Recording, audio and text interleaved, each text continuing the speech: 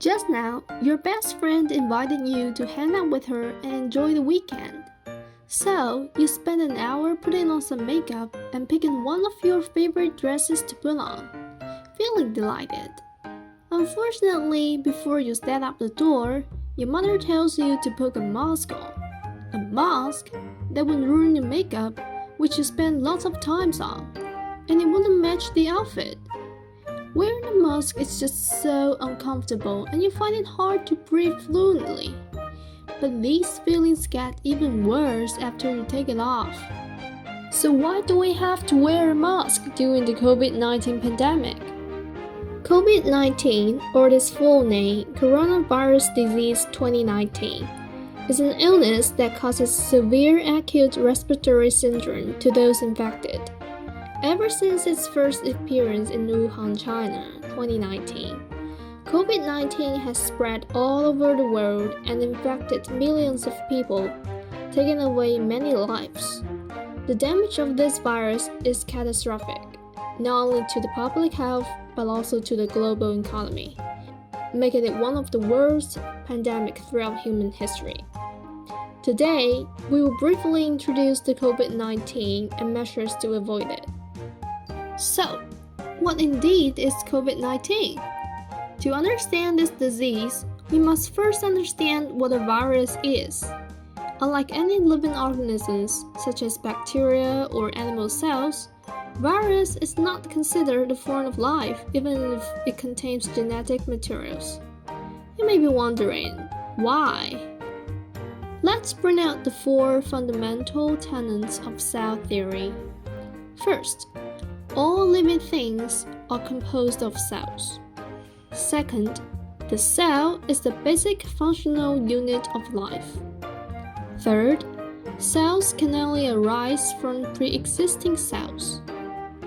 Fourth, cells carry genetic information in the form of deoxyribonucleic acid. This genetic material is passed on from parents to daughter cells.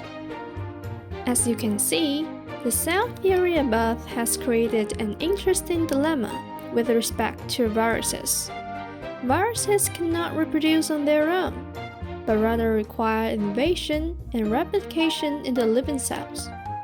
Some viruses use ribonucleic acid as their genetic material instead of DNA. So such characteristics of viruses exclude them from the category of living organisms. But what do they look like? As we know, viruses are extremely small, even in comparison to bacteria. And they have a rather simple structure called capsid, which is a protein coat that contains the genetic material. And in many cases, an outside envelope of lipid is found on the surface of some viruses.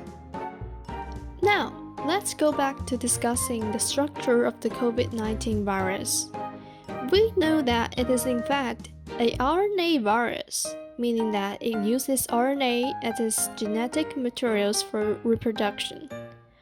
Unlike DNA, RNA is single-stranded, which makes it unstable and more likely to mutate under certain situations. This is why COVID-19 variants keeps appearing around the world, such as the infamous Omicron. Besides, COVID-19 is known for its club-shaped spikes that projects from the surface, which are their secrets for its invasion of healthy cells. In reality, cells and viruses do not have eyes to help them see what they're touching. Yet, COVID-19 seems to have a taste for the epithelial cells in our throat and lungs.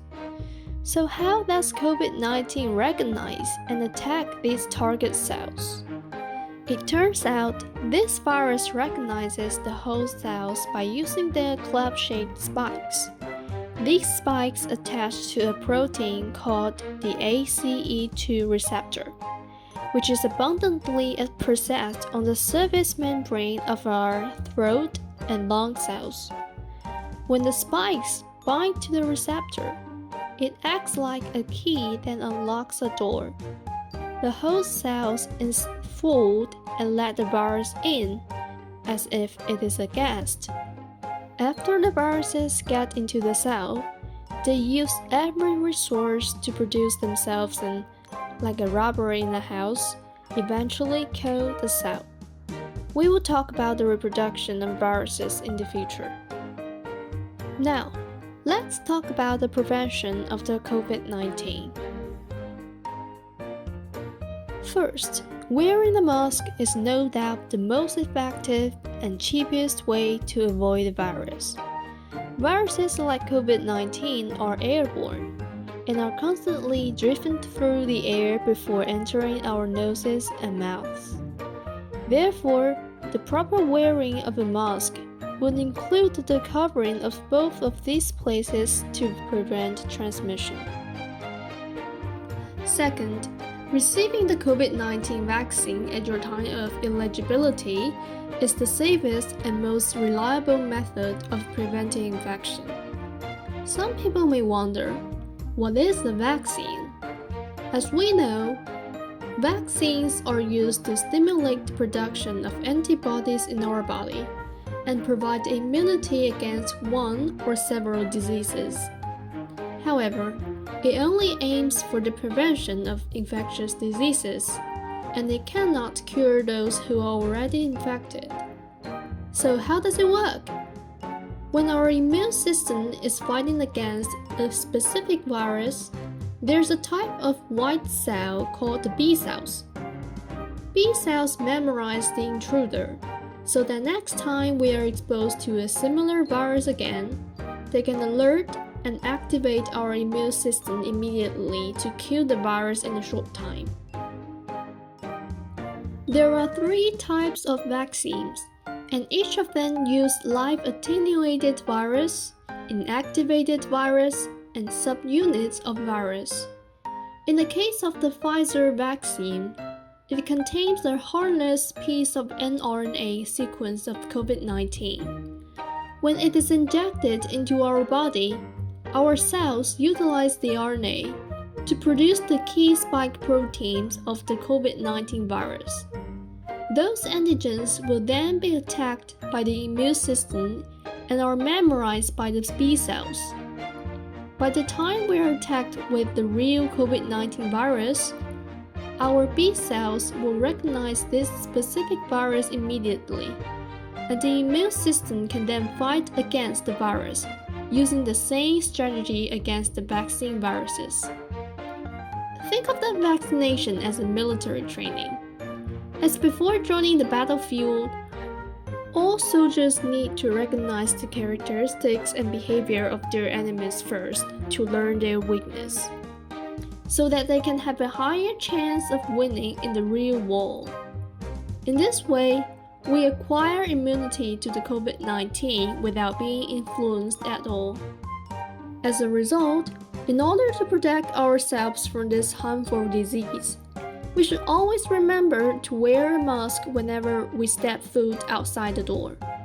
Just remember, choosing to take the COVID-19 vaccine is strongly encouraged, as it can significantly reduce the risk of being infected. Subscribe to our channel, Youth Pioneers in STEM, and watch more interesting videos in the future.